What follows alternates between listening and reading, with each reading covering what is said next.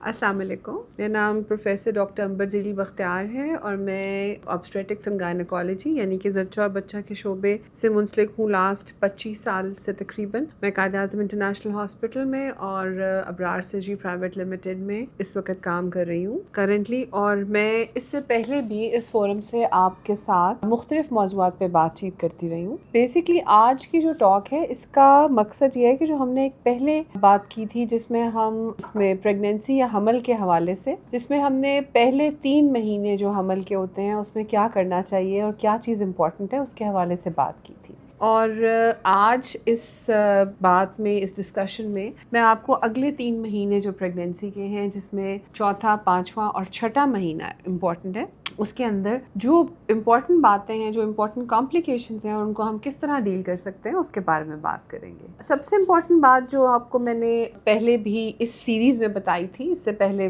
Pregnancy میں، وہ یہ تھی کہ کچھ چیزیں ہیں جو کہ فرسٹ ٹرائمیسٹر یا پہلے 3 مہینوں کے لیے خاص ہیں، جس میں نوزیا ہے، وامٹنگ ہے، بلیڈنگ کا ہونا ہے اور ایگزیکٹلی یہ ہے کہ پیشنٹ جو ہے اس کے کھانے پینے کے مسئلے تھے. میں نے آپ سے ڈسکس کیا تھا کیا ڈائٹ لینی چاہیے کیا نہیں ہے. اور اسی طرح سیکنڈ جو ٹرائمیسٹر ہے جس کو ہم اگلے 3 مہینے کہتے ہیں، اس کے اندر یہ ہے کہ ہم کس چیز یا کون سی کمپلیکیشنز ایسی ہیں جو بہت کامن ہے اس 3 مہینوں کے اندر. سب سے پہلے جو سب سے امپورٹنٹ بات ہے وہ یہ کہ ہمارے یہاں پہ پریگنینسی میں جو سب سے امپورٹنٹ کمپلیکیشن ہے یا جو بیماری ہے یا جو ہمیں چیز جس کا سامنا کرنا پڑتا ہے وہ خون کی کمی ہے، جس کو ہم انیمیا بھی کہتے ہیں. تو یہ چیز حالانکہ پہلے 3 مہینوں میں بھی ہوتی ہے، لیکن اس ٹائم پہ جب بچہ گرو کر رہا ہوتا ہے اس وقت ماں کو سب سے زیادہ نیوٹریشن کی ضرورت ہوتی ہے اور اس وقت اس کی بھوک بھی بہتر ہو جاتی ہے بیکاز اس کی جو نوزیا وامٹنگ ہے یا جو اس کی متلی ہے وہ کیفیت ٹھیک ہو چکی ہوتی ہے. اس کے علاوہ جو دوسری چیز ہمیں دیکھنی پڑتی ہے وہ ہے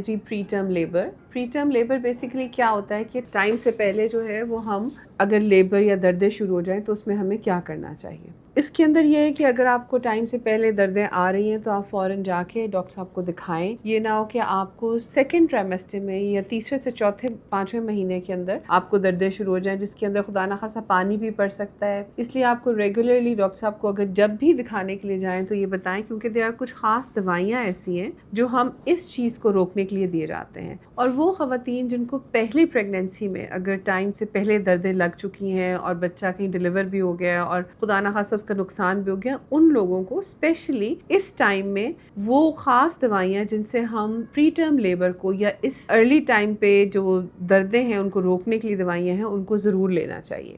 تیسری چیز جو بہت امپورٹنٹ ہے وہ شوگر اور بلڈ پریشر ہے. یہ وہ دونوں چیزیں ہیں جو ہمارے یہاں پہ خون کی کمی کے بعد سب سے زیادہ کامن. اور میں نے آپ کو پچھلی دفعہ بھی بتایا تھا کچھ لوگ جن کو پریگنینسی سے پہلے بھی بلڈ پریشر ہوتا ہے ان کو تو یہ دوائیاں شروع سے ہم شروع کر دیتے ہیں، لیکن کچھ ایسی خواتین ہوتی ہیں جن کو 5ویں مہینے میں یعنی کہ ان 3 مہینوں کے اندر بلڈ پریشر ہوتا ہے. یہ وہ لوگ ہوتے ہیں جن کو پریگنینسی یا حمل کی وجہ سے بلڈ پریشر ہوتا ہے.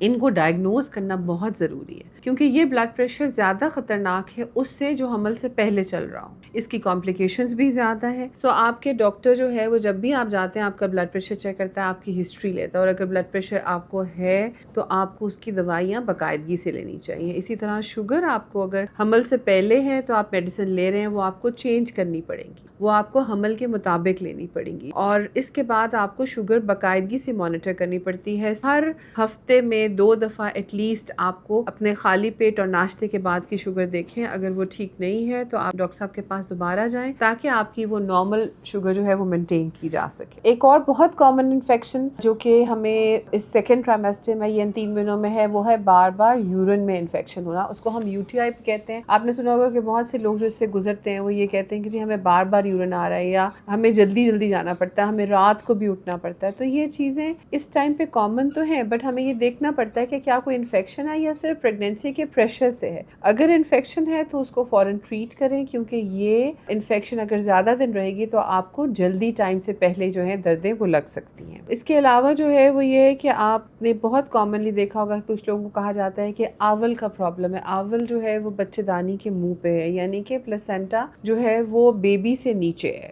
प्लेसेंटा जो है वो नीचे और बेबी ऊपर है। तो प्लेसेंटा बेसिकली वो आंवल को कहते हैं जो कि बच्चे के बाद बेसिकली डिलीवर की जाती है, या जो हम डिलीवर करते हैं प्रेगनेंसी में बच्चे की डिलीवरी के बाद। अगर ये भी अपनी जगह पे नॉर्मल नहीं होती है, उसको हम प्लेसेंटा प्रीविया कहते हैं। तो इसमें ब्लीडिंग के चांसेस होते हैं। तो इस तरह की जो प्रेगनेंसीज होती हैं उसमें 3rd, 4th, 5th मंथ में आपको कुछ मेडिसिन लेनी पड़ती हैं, नॉर्मल से ज़्यादा एहतियात करनी पड़ती है, वज़न नहीं उठाना चाहिए। तो ये चीज़ें आपको पहले से ही डॉक्टर साहब बता देते हैं, इनका एहतियात करना बहुत ज़रूरी है। एक बहुत इंपॉर्टेंट प्रॉब्लम जो कि जिसको हम डिस्कस भी नहीं करते हैं, जिसको बहुत सारे लोग नॉर्मल समझते हैं, अगर आप बड़े लोगों को, बुजुर्गों से बात करें, वो कहते हैं जी ये तो बहुत कॉमन सी बात है, लेकिन ये बहुत अलार्मिंग साइन है और बहुत इंपॉर्टेंट बात है, वो है मेंटल हेल्थ इश्यूज। प्रेगनेंसी के स्टार्ट से लेकर प्रेगनेंसी के एंड तक और प्रेगनेंसी के बाद भी जो 6 हफ्ते हैं उसमें भी बहुत सी ख़वातीन साइकोलॉजिकल स्ट्रेस से गुजरती हैं, जो हार्मोनल भी हो सकता है, जो किसी और वजह से भी हो सकता है। लेकिन अगर इसको एड्रेस ना किया जाए